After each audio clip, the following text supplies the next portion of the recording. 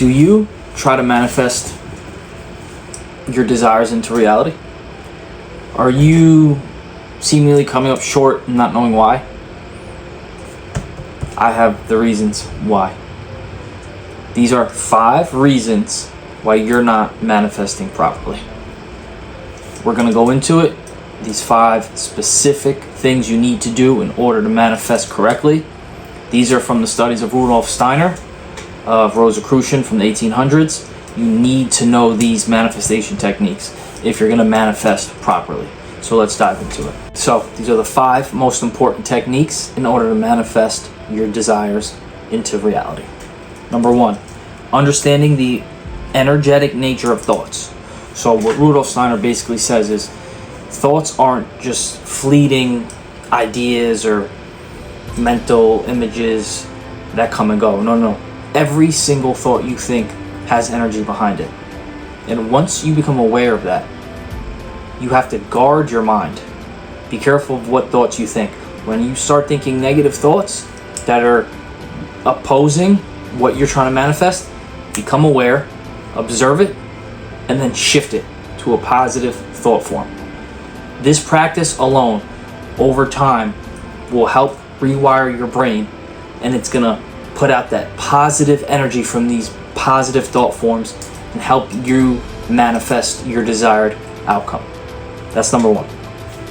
Number 2, intentionality behind these thought forms. So the more intentional your thoughts are, the better. Meaning, if you have purpose behind your thoughts, they carry more energy. They have more effect.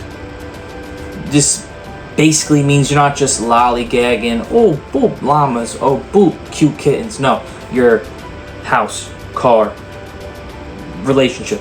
You put intentionality behind every one of your thoughts.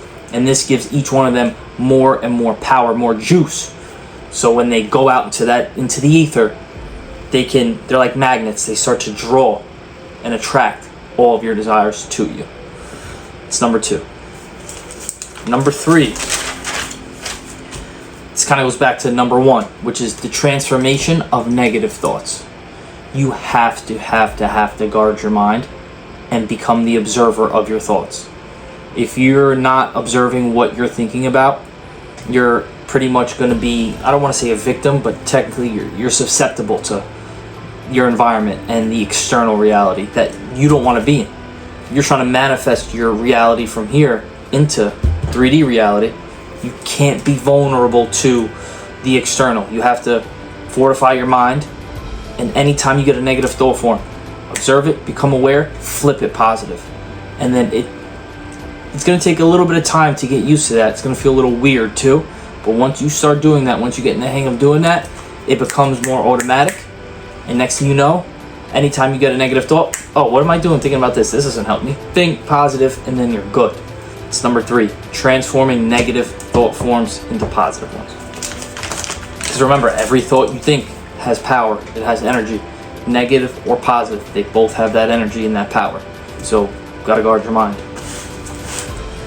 Number 4, to me, this is one of the most important ones on this list of 5. This is number 4, the emotion behind your thoughts.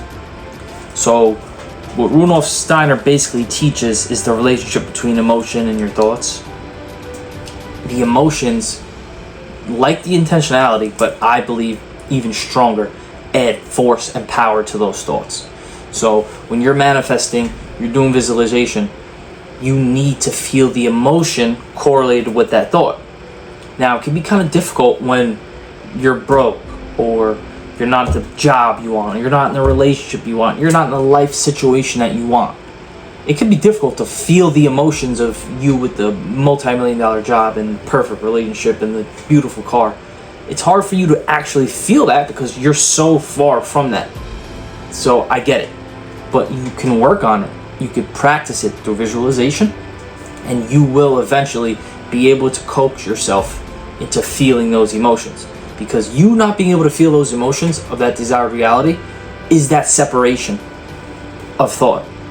Your mental cannot even grasp how it would feel to be up here. That's the separation. that's keeping you from attracting these desired outcomes. So work on that. Work on feeling the emotions correlated with your desired reality. That's going to have so much power and be such a positive effect in you manifesting your desired reality. Number five. We want to use a lot of introspection, and we want to use a lot of clarification techniques. So what I like to do is, at the end of the day, this is a technique I actually learned through Rudolph Steiner. Right before you go to bed, you close your eyes and you work your day out backwards. Meaning, what were you doing just before you lay down? What were you doing just before that? What were you doing just before you got home from work? What were you doing at work? What were you doing before? All the way back throughout your day until the last point where you were asleep. And you do this every day before bed. And what this does is it completely shifts it's a mental exercise, number one. Number two is it heightens your awareness of the situations you were in, how throughout your day you didn't even notice at the time, but your reality was being altered and shifted by these forces that you weren't even aware of until you're able to go back and say, oh wow, this happened. I didn't plan on doing this. Oh, look how this ended up. So it's training your mind in a way that's going to help your awareness and visualization and manifestation is huge. You need awareness, and it's going to sharpen your mental faculties. And it also works on that introspection aspect of it, to where you're dissecting your thoughts. You're breaking down, what was I thinking here? How did this happen? This is what I wanted to do. This is how this happened. And all these 5 things, when put together in practice over a period of time, all play together, and it completely will change the way you manifest. This is gonna help you manifest any desired reality you want. So I hope this was helpful to anybody. Again, these are some of Rudolph Steiner's teachings. I love Rudolph Steiner. I'm a big fan. If you liked it, please like, subscribe. I hope you guys were able to get something out of this. I hope I was able to help somebody. See you guys soon for the next video. Peace.